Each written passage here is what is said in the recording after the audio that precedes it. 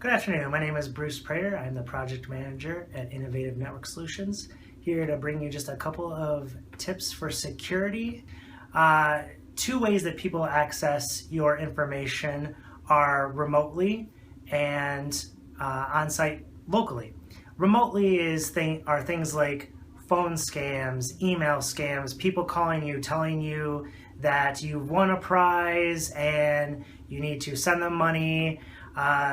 They'll call you and tell you they need to reset your PIN for your debit card or your credit card or your social security number, things like that. You also have things where people send you emails, click on this link, reset your password through this link, things like that. Those are ways that people will access your information remotely or gain access to your systems.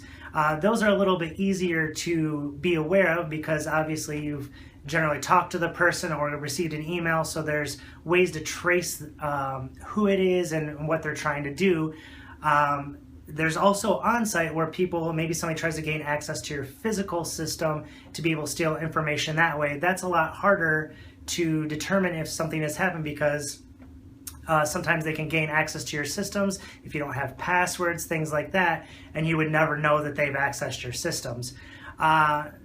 The reason that a lot of people fall for these kinds of issues is very simple, is that a lot of people don't understand technology, and because they don't understand technology, they become afraid of it, and because they're afraid of it, they stop asking questions. And when they stop asking questions, people can take advantage of that, just like in any other area of life.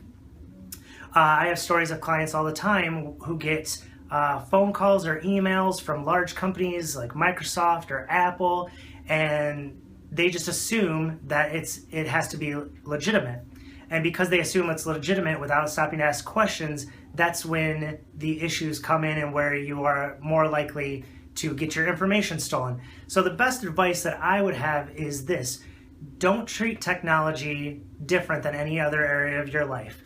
If somebody were to walk up to your house and knock on your door and tell you, hey, it looks like your washing machine isn't running as well, would you like me to go ahead and replace that for you?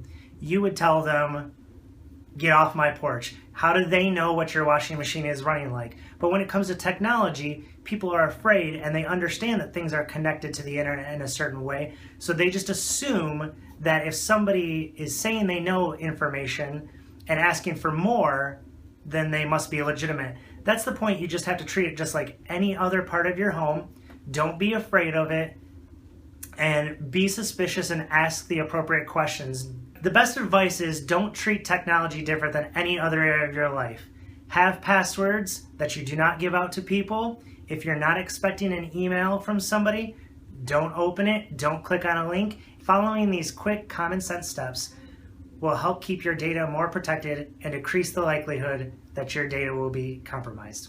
Thanks for joining me, and don't forget to subscribe for more helpful tips from Innovative Network Solutions.